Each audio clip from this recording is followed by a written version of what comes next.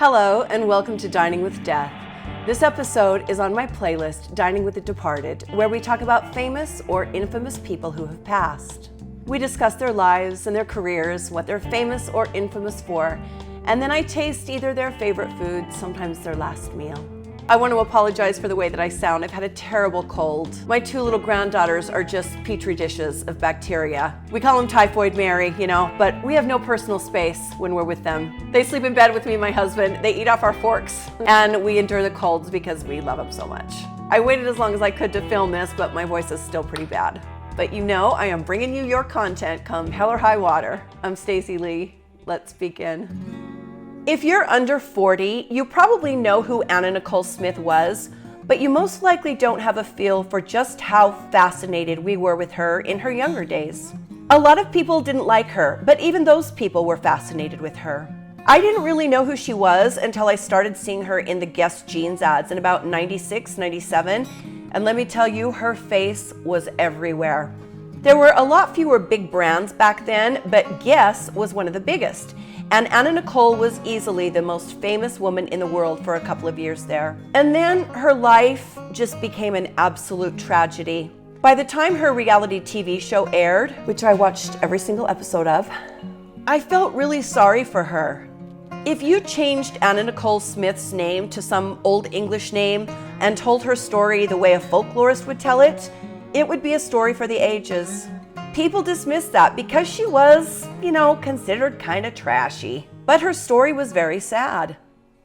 I've been called trashy before. It's okay. Call me whatever you want. Anna Nicole was very Southern and very, very flamboyant. She lived big and she died big, and you cannot dismiss the fact that she was a very tragic figure.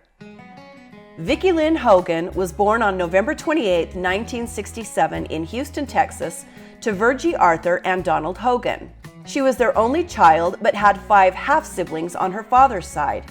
Her parents divorced when she was only 2, and her father wasn't very involved in her life. She was raised primarily by her mother and her aunt. Her mother remarried Donald Hart, and when that happened, Vicki Lynn Hogan changed her name to Nikki Hart. And as we know, that wouldn't be the last name change. The family was always very poor and struggled quite severely at times. Vicki went to school in Houston, but in the 9th grade, she was sent to live with her mother's sister in Mejia, Texas. There, she quickly failed her freshman year, and she dropped out of school at only 15. She went to work at a fast food chicken restaurant called Jim's Crispy Fried Chicken. While working there, she met Billy Wayne Smith, who was a cook, and when Vicki was just 17 and Billy 16, they were married on April 4th, 1985. Just about 9 months later, Vicki gave birth to the couple's son, Daniel Wayne Smith. Vicki Smith and Billy Smith separated in 1987 and were formally divorced in 1993. With a young son to support and money being a constant worry, Vicki then began working as a stripper in a small club in Mejia. She then tried working at some of Houston's larger strip clubs, but was fired for being too big. Too big. I could say a lot of things right now that would probably get me into trouble, which, let's be honest, is my favorite pastime. But I'm just going to say this. There are men in this world who do not wish for the women that they are attracted to look like little girls. Do you hear what I'm saying? Are you picking up what I'm laying down? You know what I'm talking about. And there's a lot of them out there. So it's up to the decent people, the women and the men, to watch out for those people and to look for the signs. Women should look like women. Men who don't like women, who look like women, don't like women.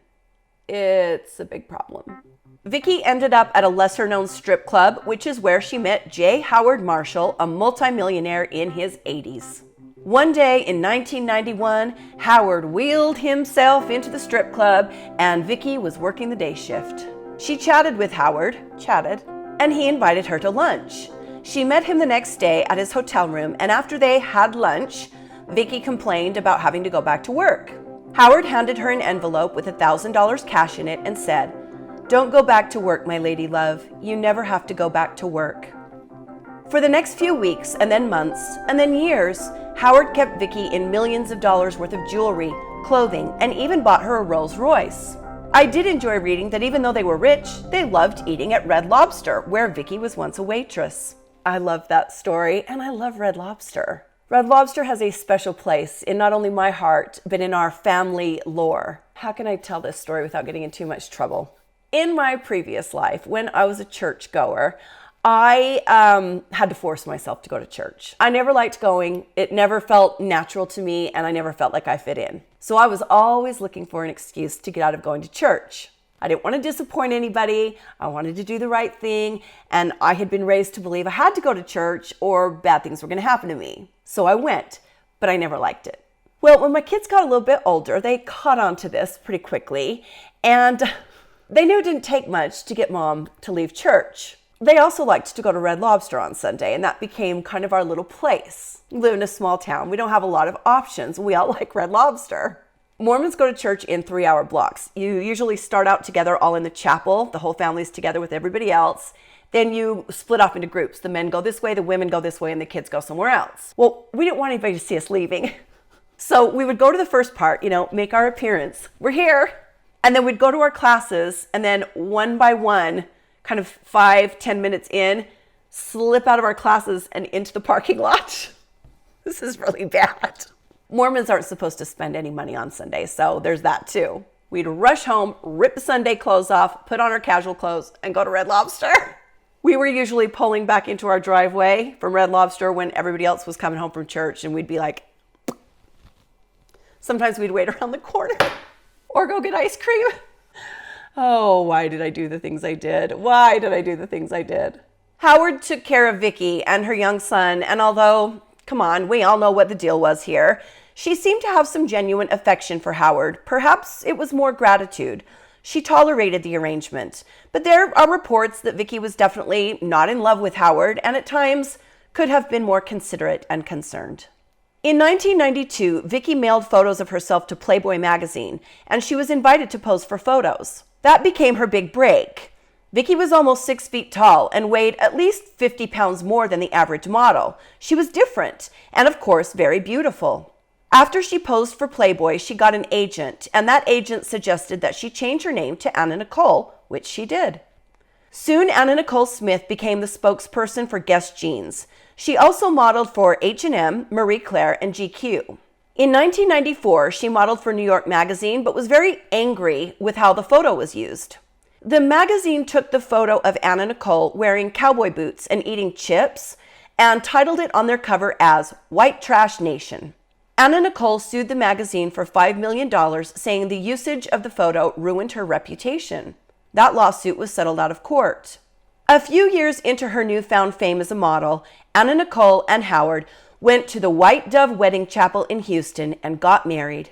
As you can see here in the photos, it was an interesting wedding. Howard Marshall is very frail and sickly looking. Anna Nicole doesn't appear to be too happy. Her young son sits in the small room and people look on with kind of concerned looks on their faces.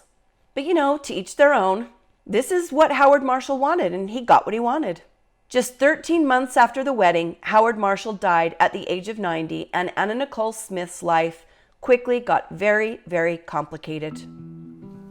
Anna continued modeling after Howard's death and then began to try her hand at acting. Her first film was a screwball comedy called The Hudsucker Proxy, starring Tim Robbins. That came out in 1994. She was then given a much larger role playing Tanya Peters in Naked Gun 33 1/3, The Final Insult, alongside Leslie Nielsen. She pretty much played the same character in both of these films, the dumb, ditzy, and flirtatious blonde. All the while Anna was working, things were spiraling in her personal life. When Howard Marshall died, Anna Nicole was shocked to find out that she was not in his will. Now, we could talk about why this is for days. Some claim Howard's children forged his will. Some claim they secretly had it changed to remove her. There's all kinds of talk about this. But Anna was insistent that Howard meant for her to get half of what he had when he died. And at the time, his biggest asset was a 16% interest in Koch Industries, which was worth more than $1.6 billion. Anna Nicole Smith went to war with Howard Marshall's stepson. If you remember this, you remember it well. If you don't, I don't know that I can put into words what this trial was like. This was the era of O.J. Simpson and Lorena Bobbitt. Court TV had just begun airing live trials, and it was the first time that we had collectively been taken inside a courtroom. We were fascinated with trials, and boy, the Anna Nicole Smith trial had it all. It didn't really get going until a few years after the legal process had been started, and in the meantime, Anna Nicole's troubles continued. In 1996, she had to file for bankruptcy after a nanny she employed to tend for her son sued her and won an $850,000 judgment for sexual harassment. This judgment meant that the bankruptcy court was now involved in the matter in Texas. Involved meaning it had to file to protect its place in line, to make sure that if Anna ever got any money from the marshals, the plaintiff with the outstanding judgment could be satisfied. This only complicated matters further, and things really began to take a toll on Anna. She needed money, and in 1998, she agreed to appear and help promote the tell-all film, Anna Nicole Smith Exposed. The film mainly focused on her Playboy era. It's not great. It's Anna's breathy, kind of fake baby voice.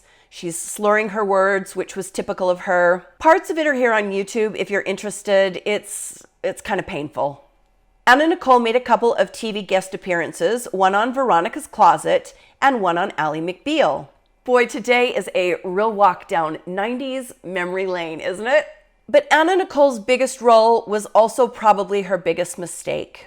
In August of 2002, she starred in her own reality show called The Anna Nicole Show, which premiered on E! The first episode was the highest rated reality show ever to air at the time. The show was huge. It was so popular. I know of people that went out and got cable TV just to watch the show, and boy, was it a train wreck. It started out, well, let's be honest, it was never good, but it was in the beginning at least what you would expect. Over the top, strange, quirky, but then it quickly went south. The first thing you were surprised to see was that Anna looked different. She had put on quite a bit of weight, but it was more her behavior that was shocking.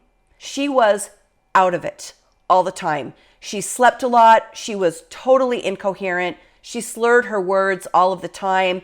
And then she had this weird cast of characters around her. The first, of course, is this little attorney named Howard Stern. Not this Howard Stern.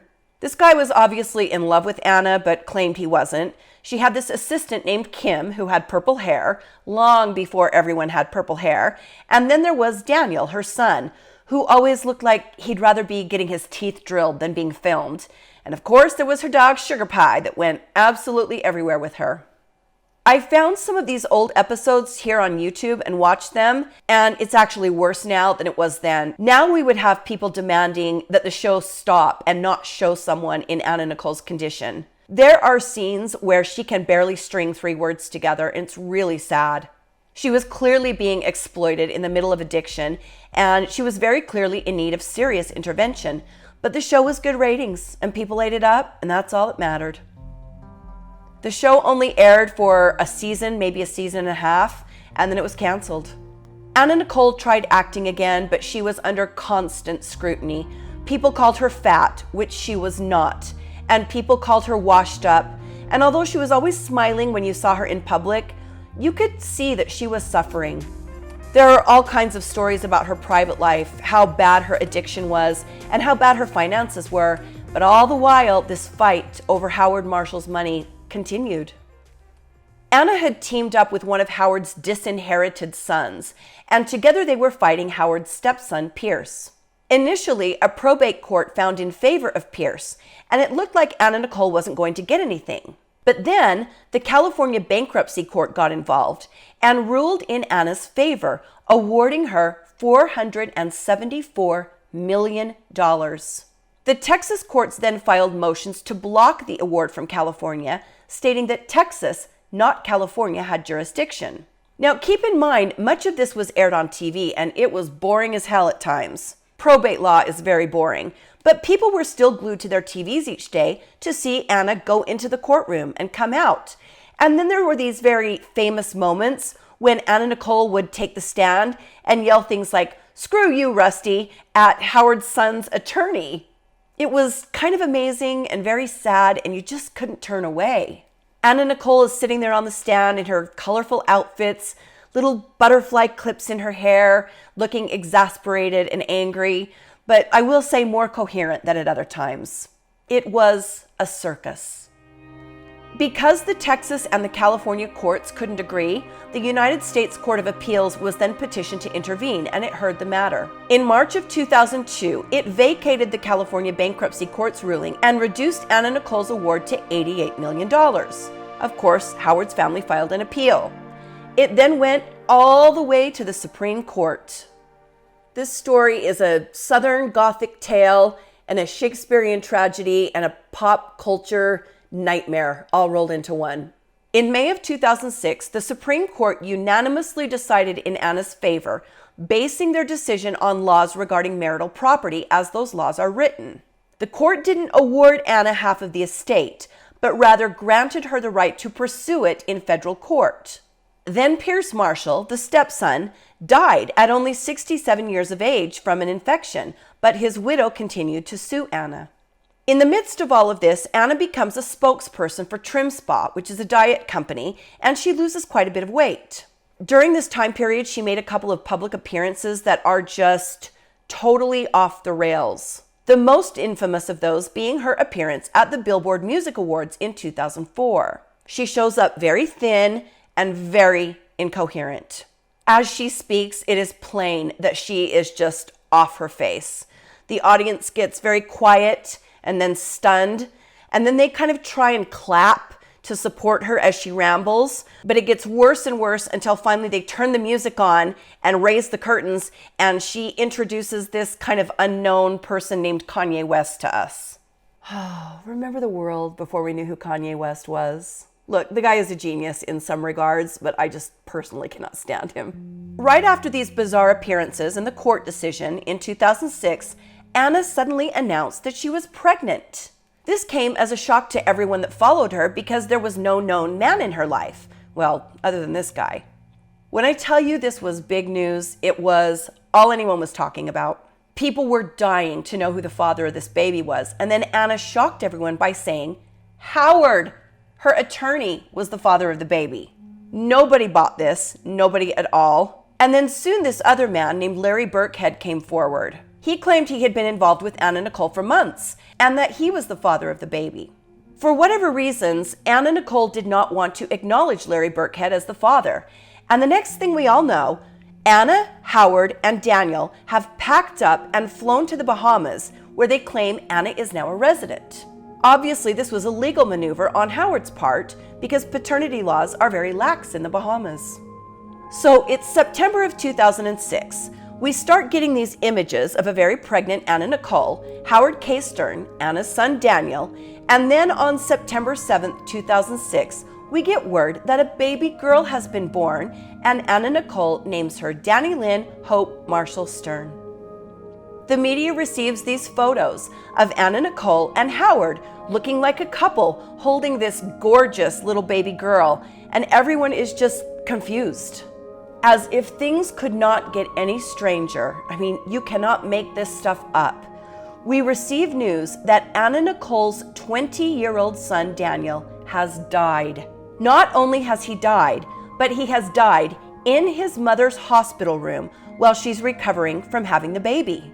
Now, we had just seen these photos of Daniel lying next to his mother, holding his new baby sister, who was only 3 days old. Then suddenly we're hearing he's dead. It was terrible. People had always felt really sorry for Daniel. He was obviously very uncomfortable with who his mother was and with being on camera. I think she loved him and I think he loved her, but it was just sad. And now he was dead of a drug overdose. Anna Nicole Smith was thrown into a deep depression. She was said to be inconsolable, audibly wailing and screaming hour after hour because Daniel was gone. Daniel's body was taken for autopsy, and as we waited for the results, news comes that Anna Nicole and Howard Stern have gotten married in the Bahamas. It was some kind of commitment ceremony / wedding, and they sold the photos to People magazine for $1 million. It was all just too much. We had the court case, the move to the Bahamas, the baby announcement, the baby's born, then Daniel dies, and then Anna and Howard get married. It was crazy. But we had no idea that this already unbelievable story was about to get even stranger. For days, we see pretty much nothing but these images from Anna Nicole and Howard's wedding. And then after that, Daniel is buried in the Bahamas. During this same time, we learned that Larry Burkhead has filed legal documents to force Anna Nicole to produce the baby for a paternity test. Larry Burkhead wants not only paternity established, but access to his daughter, and he is in for the fight of his life. Anna says she is not coming back from the Bahamas, and she maintains that Howard Stern is the father of the baby. A couple of months go by, and Anna Nicole has come back to the States to do some work with Trim Spa. She's staying at the Seminole Hard Rock Hotel in Hollywood, Florida. At the time, Anna was traveling with a bodyguard and his wife, who was also her nurse.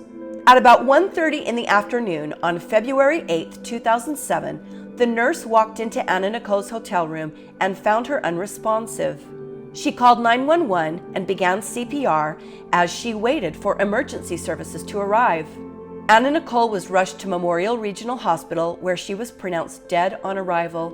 She died of combined drug intoxication, with the major component being chloral hydrate used for sleep.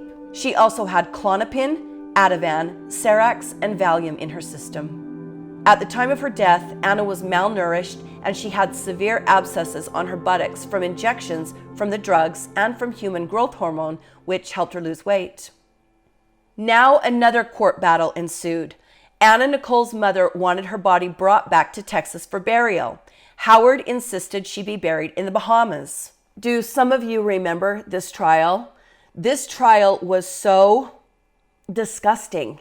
Do you remember the judge, how he played to the cameras and how he made it all about him and later, admitted that he wanted his own TV show? It was just too much. It was too much. The judge was so unprofessional. He was entertaining to watch at times, but not a good judge.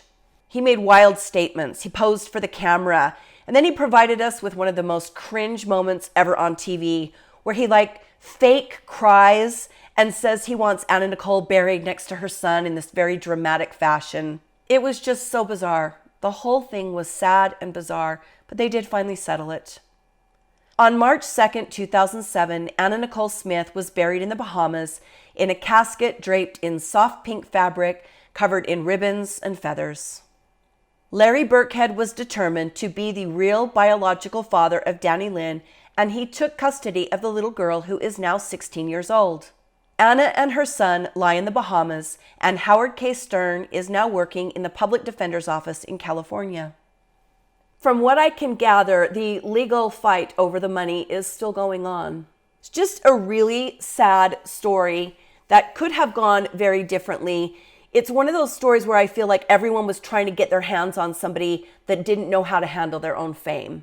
Very Mike Tyson, definitely Britney Spears, those kind of vibes. Anna Nicole was a larger-than-life personality, and she liked to eat big, too. Stay with me because we're going to taste a couple of her favorites.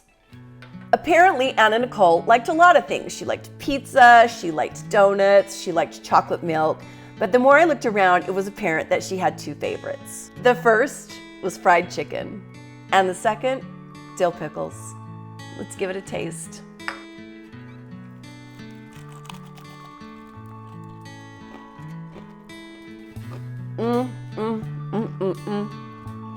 Nothing better in the world than fried chicken.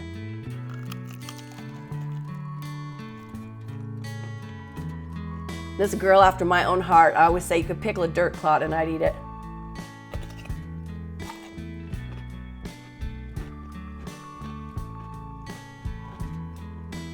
So good.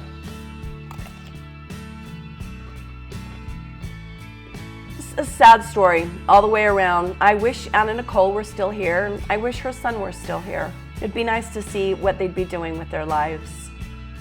Thank you for joining me today on Dining with Death, Dining with the Departed. Hit the like button if you liked the video and subscribe to my channel if you'd like to support me. You can also join my Patreon, and that is very much appreciated. Stay safe, my friends, and be kind to each other, and I'll see you next time on Dining with Death. Bye.